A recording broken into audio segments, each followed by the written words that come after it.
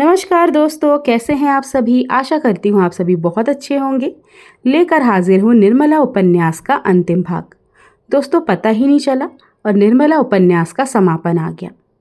दोस्तों, अगर अभी तक आपने इस नॉवल को नहीं सुना है तो मेरे चैनल पर इसकी प्लेलिस्ट मौजूद है, आप उसे एक बार ज़रूर चेक कर सकते हैं।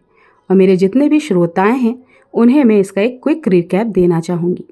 दोस्तों, दरअसल एक उदय भानु लाल होते हैं जो वकील होते हैं पेशे से। उनकी दो बेटियां होती हैं, एक निर्मला और छोटी कृष्णा। दो उनके बेटे भी होते हैं, एक उनकी बीवी होती है और उनकी एक माँ होती है। एक दिन दोस्तों क्या होता है कि वो अपनी बेटी का रिश्ता एक बहुत ही अच्छी जगह पर तय कर देते हैं। लड़का शायद पेशे से डॉक्टरी पढ़ रहा होता है या डॉक्टर होता है। उसका रिश्ता तय हो जाता है। निर्मला की शादी की तैयारियां चलती रहती हैं और इधर ही बीच क्या होता है कि जो वकील साहब होते हैं और उनकी बीवी में हो जाती है कहासुनी। ये कहासुनी इस हद तक बढ़ जाती है कि जो वकील साहब है उदय भानुलाल, वो घर छोड़कर निकल जाते हैं। थोड़ी देर के लिए निकलते हैं, पत्नी को ऐसे ही जताने के लिए। थोड़ी देर के लिए वो बाहर जाते हैं, सोचते हैं इसकी जब अक्ल ठिकाने आ जाएगी तो वापस आ जाऊंगा। मगर किस्मत में कुछ और ही लिखा था। रास्ते में उन्हें एक ऐसा डाकू मिल जाता है जिसका केस वकील साहब ने उसको जेल करवाई होती है। ठीक है, तो वो उनसे बदला लेने के लिए घूम रहा होता है। उन्हें अकेले में वकील साहब मिल जाते हैं और वो वकील साहब को वहाँ पर मार डालता है। अब इस परिवार पे तो दुखों का पहाड़ टूट पड़ा है। निर्मला की माँ को समझ में नहीं आता कि अब वो क्या करे। तो उनके जो नगर के पंडित जी होते हैं, रिश्ते वाले, वो उन्हें निर्मला के ससुराल भेजती है जहाँ पर निर्मला की शादी सेट हुई थी। वो वहाँ जाते हैं तो जब उनको पता चलता है कि जो वकील साहब हैं वो तो अब रहे नहीं और वो बहुत लालची होते हैं लड़के वाले, तो वो सोचते हैं कि अब हमें यहाँ से क्या ही दान दहेज मिलेगा। इसलिए वो वहाँ पर बहाने बनाकर शादी तोड़ देते हैं। जो बेटा होता है डॉक्टर, वो भी बोलता है कि अगर मुझे कुछ दहेज नहीं मिलेगा तो मैं शादी नहीं करूँगा। इस तरह से निर्मला की वहाँ पर शादी टूट जाती है। फिर जो पंडित जी होते हैं वो अच्छे इंसान रहते हैं। वो निर्मला के लिए 3-4 रिश्ते लेकर आते हैं और सभी रिश्ते बहुत अच्छे होते हैं। मगर जो निर्मला की माँ होती है वो भी एक लालची प्रवृत्ति की महिला होती है और वो एक ऐसा रिश्ता उसके लिए सही समझती है जो एक कहा जाता है कि 36 साल का आदमी है जिसके 3 बेटे हैं, वो विदुर है, उसकी बीवी गुजर चुकी है। हालांकि 36 साल का कहा गया था मगर जो आदमी होता है वो 50 साल से ऊपर का होता है। ठीक है, और इस तरह से मुंशी तोताराम से हो जाती है निर्मला की शादी। निर्मला की शादी हो जाती है। दोस्तों, निर्मला स्वभाव से एक बहुत ही अच्छी लड़की होती है, बहुत ही प्यारी होती है और धीरे धीरे वो सोचती है कि चलो यही मेरा नसीब था, मैं यहाँ पर एडजस्ट कर लूँगी। और धीरे धीरे क्या होता है कि पर वो जो मुंशी तोताराम होते हैं ना, वो उन्हें अपना पति नहीं स्वीकार कर पाती, क्योंकि उन्हें जब भी देखती थी उससे अपने पिता की याद आती थी, क्योंकि वो उसकी पिता की उम्र के थे। ठीक है, और जो मुंशी तोताराम का एक बड़ा बेटा होता है मनसाराम, उससे छोटा जियाराम और सबसे छोटा सियाराम। धीरे धीरे क्या होता है कि निर्मला और मनसाराम एक ही उम्र के होते हैं और मनसाराम बहुत ही अच्छा बालक होता है। वो उसकी बिल्कुल निर्मला की रिस्पेक्ट करता है, पढ़ने में होनहार होता है और निर्मला भी उससे इंग्लिश सीखने लगती है। निर्मला और मनसाराम की जब नज़दीकियाँ बढ़ती हैं तो ये तोताराम से देखा नहीं जाता और वो दोनों पर शक करने लग जाता है। और ये बात जब निर्मला को पता चलती है ना तो निर्मला बहुत दुखी होती है, बहुत रोती है और वो मनसाराम से दूरियां बना लेती है और उसको मतलब ऐसा जाहिर करती है कि वो उसकी सौतेली माँ है। इधर मनसाराम भी बेचारा बहुत अच्छा रहता है, होनहार रहता है। मुंशी तोताराम उसे हॉस्टल में छोड़ देते हैं। बेचारा बहुत बीमार हो जाता है। जब उसे पता चलता है कि मेरा बाप मेरे लिए इतना गंदा सोच रहा था तो वो इस दुख को नहीं सह पाता और वो मर जाता है। अब इस तरह से हो जाती है मनसाराम की डेथ। समय आगे बीतता है। मुंशी तोताराम जो हैं अब वो थोड़े गरीब हो चुके हैं, उनका घर बिक गया है। इधर बीच निर्मला की एक बेटी होती है, उसका नाम आशा रखा जाता है। धीरे धीरे क्या होता है कि जियाराम मनसाराम के मरने का जो अपराधी है ना वो तोताराम और निर्मला को समझता है। एक बार ऐसा होता है कि वो घर से चोरी कर लेता है और जब पता चल जाता है कि जियाराम ने चोरी की थी, हालांकि निर्मला इस बात को जानते हुए भी छिपाती है और बिल्कुल ही जाहिर नहीं होने देती कि उसे पता है सब कुछ, पर जियाराम शायद उसके मन में ग्लानि आ जाती है और वो भी आत्महत्या कर लेता है, कहीं मर वर जाता है। इसका कुछ अच्छे से इसका विवरण नहीं दिया गया है मगर वो घर छोड़ के चला जाता है और शायद मर भी जाता है। आगे चल के इस तरह से होता है कि निर्मला जो है उसके साथ इतना गलत हुआ था, और इधर जिया राम और मनशा राम के जाने के बाद ना वो बहुत ही ज़्यादा चिड़चिड़ी हो जाती है, कटु स्त्री बन जाती है, उसके स्वभाव में बहुत चेंजेस आते हैं, वो एक चिड़चिड़ी युवती बन जाती है, ठीक है। और सिया राम को वो हर समय सामान लेने भेजती रहती है, और सिया राम भी परेशान होकर एक जो ढोंगी साधु लोग होते हैं ना, उनके साथ घर छोड़कर चला जाता है। और जब मुंशी तोताराम को ये सब पता चलता है तो वो बहुत ज़्यादा गुस्सा होते हैं और निर्मला को बहुत खरी खोटी सुनाते हैं। निर्मला बोलती है मेरा क्या अपराध है, मैं तो हूँ ही अभागिनी, मेरी तो किस्मत ही ख़राब है। और निर्मला इसके बाद और भी ज़्यादा कटु हो जाती है, और मुंशी तोताराम जो होते हैं ना, वो सिया राम को ढूंढने निकल पड़ते हैं। इधर क्या होता है कि निर्मला अपनी बेटी को बहुत मारती है, चिड़चिड़ी रहती है। जो तोताराम की बहन होती है रुक्मणी, उससे भी उनकी नहीं बनती, और वो चाहती है कि अब ये भी निकल जाए। निर्मला के स्वभाव से तंग आकर उस घर की एकमात्र नौकरानी भूंगी भी चली जाती है। अब निर्मला को सिर्फ एक उसकी सहेली होती है, सुधा। अब ये सुधा कौन होती है? सुधा उसी डॉक्टर की बीवी होती है जिससे रिश्ता तय हुआ था, किसका? निर्मला का, ठीक है। और वो डॉक्टर को अब पता चलता है कि निर्मला ही वो युवती थी जिससे उसका रिश्ता हो रहा था, तो वो अपने उसके निर्णय पे उसे दुख होता है कि निर्मला इतनी सुंदर, इतनी अच्छी लड़की थी, और सुधा उतनी अच्छी नहीं होती है शक्ल से, मगर सुधा एक बहुत ही अच्छा, उसका दिल, बहुत अच्छे दिल की लड़की होती है, बहुत अच्छी होती है, और निर्मला से उसकी बहुत अच्छी दोस्ती होती है, ठीक है। अब एक दिन क्या होता है कि निर्मला जाती है डॉक्टर के घर, और डॉक्टर की भी नज़र ख़राब हो जाती है निर्मला पे। पर जब निर्मला को पता चलता है कि डॉक्टर के इरादे ठीक नहीं है, तो निर्मला वहाँ से भाग कर आती है। उसे भागते हुए देख लेती है डॉक्टर की बीवी। डॉक्टर की बीवी आ जाती है निर्मला के पास और उसे कसम देती है कि उसे बताया जाए कि क्या हुआ। जब निर्मला बता देती है कि डॉक्टर ने ऐसा ऐसा किया, तो वो जाकर डॉक्टर को खरा खोटी सुनाती है, और इसके फलस्वरूप जो डॉक्टर होते हैं वो जहर खा लेते हैं, और इस तरह से डॉक्टर की भी मृत्यु हो जाती है। अब निर्मला डॉक्टर की भी मृत्यु का दोषी खुद को समझ रही है। हालांकि सुधा ने उसे बहुत ही सहानुभूति दी, उसे समझाया कि नहीं, ऐसा कुछ नहीं है। वो खुद जानती थी कि डॉक्टर की नज़र निर्मला को लेकर ठीक नहीं है, और इस तरह से अभी तक मुंशी तोताराम जो है वो वापस नहीं लौटे हैं। निर्मला भी बहुत बीमार चल रही है। आइए जानते हैं कि आखिरी एपिसोड में क्या होता है। 1 महीना और गुजर गया।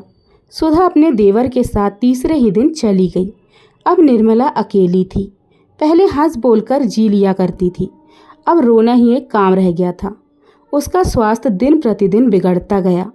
पुराने मकान का किराया अधिक था, दूसरा मकान थोड़े किराए का लिया। यह तंग गली में था। अंदर एक कमरा था और छोटा सा आंगन। न प्रकाश जाता न वायु, दुर्गंध उड़ा करती थी। भोजन का यह हाल कि पैसे रहते हुए भी कभी कभी उपवास करना पड़ता था। बाजार से लाए कौन? फिर अपना कोई मर्द नहीं, कोई लड़का नहीं, तो रोज भोजन बनाने का कष्ट कौन उठाए? औरतों के लिए रोज भोजन करने की आवश्यकता ही क्या है? अगर एक वक्त खा लिया तो 2 दिन के लिए छुट्टी हो गई। बच्ची के लिए ताज़ा हलवा या रोटियां बन जाती थी। ऐसी दशा में स्वास्थ्य क्यों न बिगड़ता? चिंता, शोक, दुर्व्यवस्था एक हो तो कोई कहे, यहाँ तो त्रिताप का धावा था। उस पर निर्मला ने दवा ना खाने की कसम खा ली थी। करती ही क्या? उन थोड़े से रुपए में दवा की गुंजाइश कहाँ थी? जहाँ भोजन का ठिकाना ना था, वहाँ दवा का जिक्र ही क्या। दिन दिन सूखती चली जाती थी। एक दिन रुक्मणी ने कहा, बहू, इस तरह कब तक घुला करोगी? जी ही से जहान है, चलो किसी वैद्य को दिखा लाऊं। निर्मला ने विरक्त भाव से कहा, जिसे रोने ही के लिए जीना हो उसका मर जाना ही अच्छा। रुक्मणी, बुलाने से तो मौत नहीं आती ना। निर्मला, मौत तो बिना बुलाए आती है, बुलाने पर क्यों ना आएगी? उसके आने में बहुत दिन ना लगेंगे बहन। जय दिन चलती हूँ उतने साल समझ लीजिए। रुक्मणी, दिल छोटा मत करो बहू, इस संसार का सुख ही क्या देखा है। निर्मला, अगर संसार का यही सुख है तो इतने दिनों से देख रही हूँ तो उससे जी भर गया है। सच कहती हूँ बहन, इस बच्ची का मोह मुझे बांधे हुए है, नहीं तो अब तक कभी की चली गई होती। ना जाने इस बेचारी के भाग्य में क्या लिखा है। दोनों महिलाएं रोने लगी। इधर जब से निर्मला ने चारपाई पकड़ ली है, रुक्मणी के हृदय में दया का सोता सा खुल गया है। द्वेष का लेश भी नहीं रहा। कोई काम करती हूँ, निर्मला की आवाज़ सुनते ही दौड़ती हैं। घंटों उसके पास बैठी कथा पुराण सुनाया करती हैं। कोई ऐसी चीज़ पकाना चाहती हैं जिसे निर्मला रुचि से खाए। निर्मला को कभी हंसते देख लेती हैं तो निहाल हो जाती हैं और बच्ची को अपने गले का हार बनाए रहती हैं। उसी की नींद सोती हैं, उसी की नींद जागती हैं। वह बालिका अब उनके लिए जीवन का आधार है। रुक्मणी ने जरा देर बाद कहा, बहू, तुम इतनी निराश क्यों होती हो? भगवान चाहेंगे तो तुम 2-4 दिन में अच्छी हो जाओगी। मेरे साथ आज वैद्य जी के पास चलो, बड़े सज्जन हैं। निर्मला, दीदी जी, अब मुझे किसी वैद्य की दवा फ़ायदा नहीं करेगी। आप मेरी चिंता ना करें। बच्ची को आपकी गोद में छोड़ जाती हूँ। अगर जीती जागती रही तो इसे किसी अच्छे कुल में विवाह कर दीजिएगा। मैं तो इसके लिए अपने जीवन में कुछ न कर सकी, केवल जन्म देने भर की अपराधिनी हूँ। चाहे कुंवारी रखिएगा, चाहे विष देकर मार डालिएगा, पर कुपात्र के गले ना मढ़िएगा। इतनी ही आपसे विनय है। मैंने आपकी कुछ सेवा ना की, इसका बड़ा दुख हो रहा है। मुझ अभागिन से किसी को सुख नहीं मिला। जिस पर मेरी छाया भी पड़ गई उसका सर्वनाश हो गया। अगर स्वामी जी कभी घर आएँ तो उनसे कहिएगा कि इस करम जली के अपराध को क्षमा कर दें। रुक्मणी रोती हुई बोली, बहू, तुम्हारा कोई अपराध नहीं। ईश्वर से कहती हूँ, तुम्हारी ओर से मेरे मन में जरा भी मैल नहीं है। हाँ, मैंने सदैव तुम्हारे साथ कपट किया, इसका मुझे मरते दम तक दुख रहेगा। निर्मला ने कातर नेत्रों से देखते हुए कहा, दीदी जी, कहने की बात पर बिना कहे रहा नहीं जाता। स्वामी जी ने हमेशा मुझे अविश्वास की दृष्टि से देखा, लेकिन मैंने कभी मन में भी उनकी उपेक्षा नहीं की। जो होना था वह हो चुका था। अधर्म करके अपना परलोक क्यों बिगाड़ती? पूर्व जन्म में ना जाने कौन से पाप किए थे जिसका यह प्रायश्चित करना पड़ा। इस जन्म में कांटे बोती तो कौन गति होती। निर्मला की सांस बड़े वेग से चलने लगी, फिर खाट पर लेट गई और बच्ची की ओर ऐसी दृष्टि से देखा जो उसके जीवन की संपूर्ण वित्त कथा की बृहद आलोचना थी। वाणी में इतना सामर्थ्य कहाँ। 3 दिनों तक निर्मला की आंखों से आंसुओं की धारा बहती रही। वह ना किसी से बोलती थी, ना किसी की ओर देखती थी और ना किसी की को सुनती थी, बस रोए चली जाती थी। उस वेदना का कौन अनुमान कर सकता था। चौथे दिन संध्या समय वह विपत्ति कथा समाप्त हो गई। उसी समय जब पशु पक्षी अपने बसेरे को लौट रहे थे, निर्मला का प्राण पक्षी भी दिन भर शिकारियों के निशानों, शिकारी चिड़िया के पंजों और वायु के प्रचंड झोंकों से आहत और व्यथित अपने बसेरे की ओर उड़ गया। मोहल्ले के लोग जमा हो गए। लाश बाहर निकाली गई। कौन दाह करेगा, यह प्रश्न उठा। लोग चिंता में थे कि सहसा एक बूढ़ा पथिक एक बकूचा लटकाए आकर खड़ा हो गया। यह मुंशी तोताराम थे। तो दोस्तों, यहीं पर समाप्त हो गया निर्मला उपन्यास। दोस्तों, बहुत ही इतना इमोशनल लग रहा है ना, मुझे पढ़ते पढ़ते ऐसा लग रहा था कि मतलब रो पड़ूंगी मैं। कितना मतलब एक निर्मला के जीवन में भी बेचारी के कोई सुख नहीं था।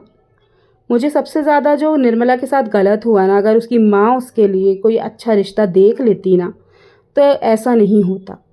मुंशी तोताराम की भी बहुत सारी गलतियां रही। वो अपनी गलतियों की वजह से सारा घर उनका चौपट हो गया। उनके बेटे चले गए और आखिरी में निर्मला चली गई।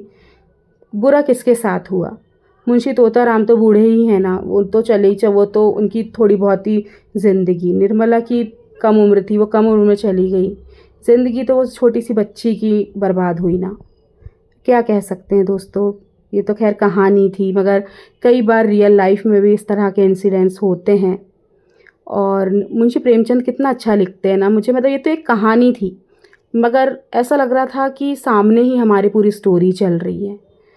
और बहुत अच्छी लगी ये कहानी, बहुत दुख भरी कहानी थी, बट सच्चाई है ये जीवन की। आपको कैसी लगी कमेंट सेक्शन में ज़रूर बताइएगा।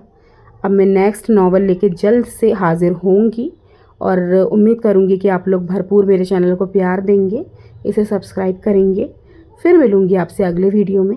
तब तक के लिए नमस्कार।